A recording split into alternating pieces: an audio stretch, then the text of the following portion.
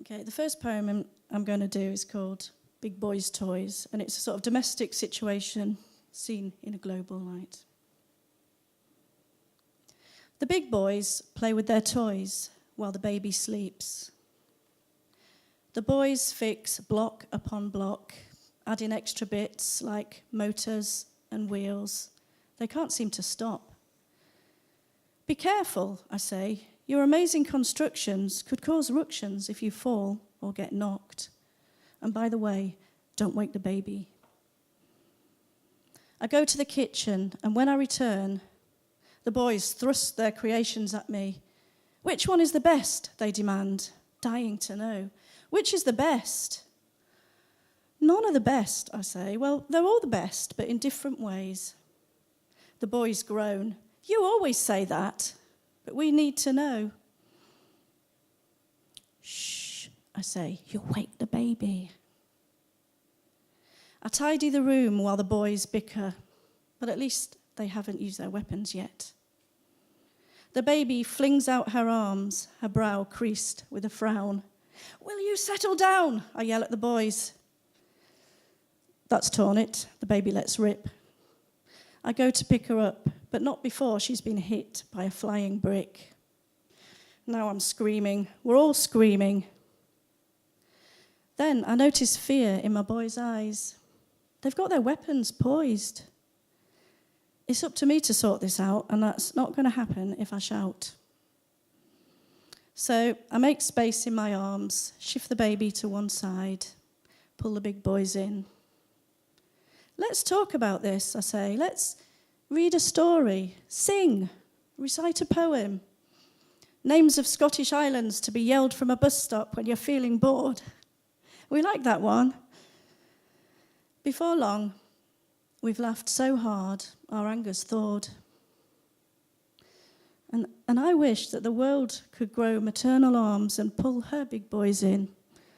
Those fighting boys like Trump, King Jong-un, and Putin. Thank you. Thank you.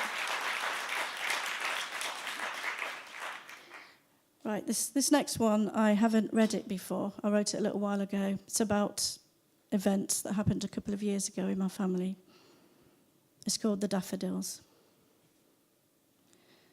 We were going to see the daffodils. It was such a lovely day. I'd washed my hair that morning, and I distinctly remember this because it was a Wednesday.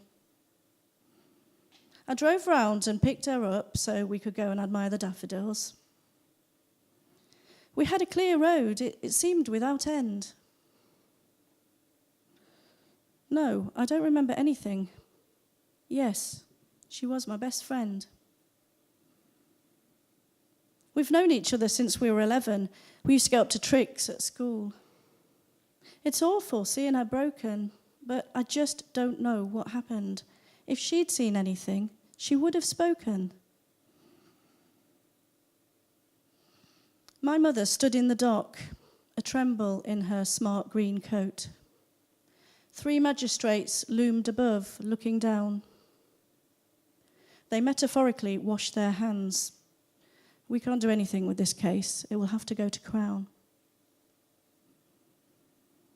Mum was interviewed by solicitors and barristers in walled-off rooms and open-plan spaces where curious fellow criminals looked on and crying families of boys poured out of courtrooms and embezzlers with well-paid teams skipped home.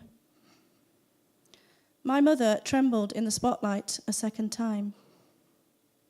Dangerous driving? My arse, observed the kindly judge. Well, words to that effect.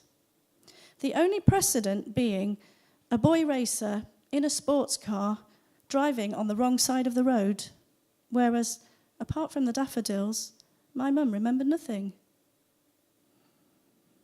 It came to court a third time, reduced to careless on the judge's behest. By now, a full year on, my mother was a wreck, tiny and bird-boned. The sentence given was financial. Relatives screamed while my mother remained in the dock. Her sentence truly was far more substantial. We've known each other since we were 11. We used to get up to tricks at school. It's awful seeing my friend broken. I just don't know what happened. If she'd seen anything, she would have spoken. Thank you.